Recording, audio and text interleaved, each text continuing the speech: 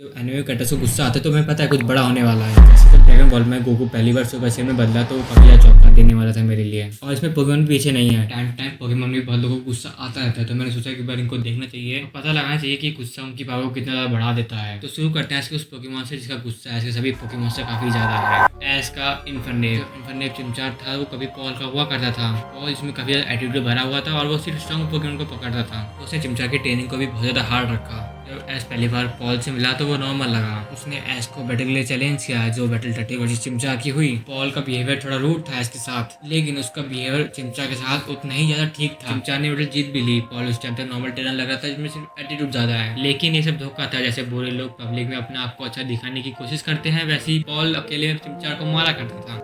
तेरा नौकर नहीं हूँ।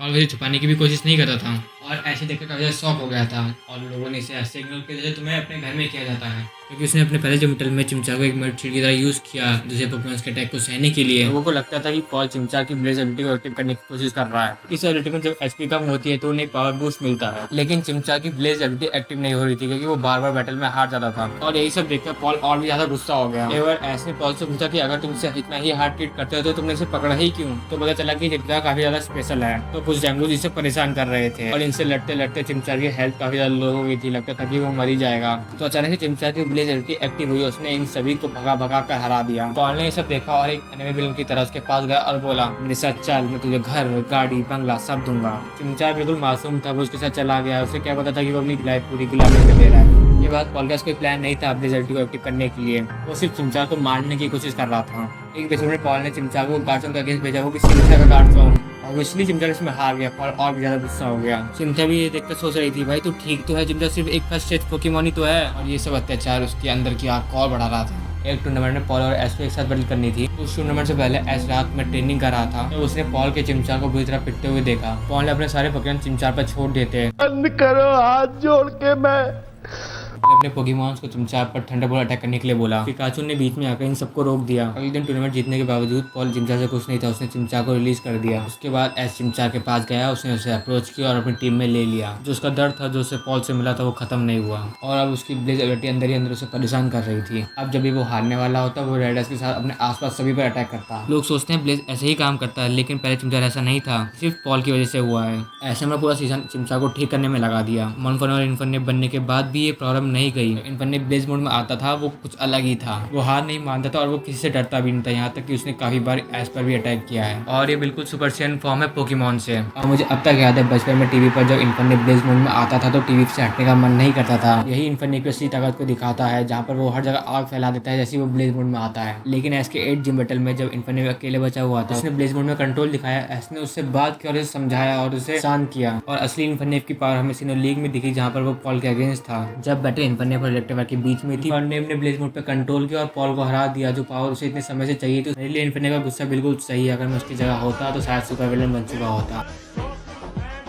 और अगला है एस का लाइकेनरॉक। इसकी कहानी काफी ज्यादा इंटरेस्टिंग है। जब ये छोटा सा रॉकक्रॉफ्ट था, इसमें लड़ने का कीड़ा भरा हुआ था। रात में छुपते छुपाते अंडरग्राउंड फाइट क्लब में जाता था। वहाँ पर इसका मकसद सिर्फ जीतना था। दिन में जितना ही लोगों का ये लाडला था, रात में ही उतना ज्यादा लड़ाकू था। कभी कभी इसको इतना ज्यादा गुस्सा आता कि एस पर भी अटैक कर देता बिना किसी रीजन के। एस ने एक बार 2v2 बैटल में रॉकरॉक और रॉड को यूज किया। उन्होंने मिलकर एक पोकेमॉन को हरा दिया और यहाँ पर रॉकरॉक का ईगो शांत नहीं हुआ। उसने अपने ही टीम में रॉड को हराया और 1v1 बैटल के लिए चैलेंज किया और उसने काफी अच्छी बैटल लड़ी और आखिरी में जीत गया। शायद इसे पता था कि ये क्या कर रहा है, अगर ये जीतता नहीं तो ऐसे छोड़ता नहीं। लेकिन रॉकरॉक एक पप्पी है जो कितना भी गुस्सा कर ले पर डैमेज दे नहीं पाता। जब ये लाइकेनरॉक बना तो काफी शांत लग रहा था, एक ब्रांड न्यू एक्सक्लूसिव फॉर्म जो आज तक किसी ने देखा नहीं था और सुपर पावरफुल। इवॉल्व होने के साथ इसमें कुछ दिक्कतें भी आ गई, जैसे जब भी थोड़ा सा गंदा होता तो उसकी आंखें लाल हो जाती, वो अपने आसपास सब पर अटैक करता। एक बार एस और ग्लेडन के बैटल में जो बैटल टाइपनल और एस के लाइकेनरॉक में थी, ये बैटल बिल्कुल सही जा रही थी। टाइपनल ने टैकल अटैक यूज किया और लाइकेनरॉक पानी में जाके गिर गया और जब ये पानी से बाहर आया तो इसकी आंखें लाल थी और ये सब खून मांग रहा था। एस ने इसे रोकने की कोशिश की लेकिन लाइकेनरॉक ने इसे बोल दिया था, बेटा चुप बैठ, अभी अब मेरी बारी है कुछ करने की।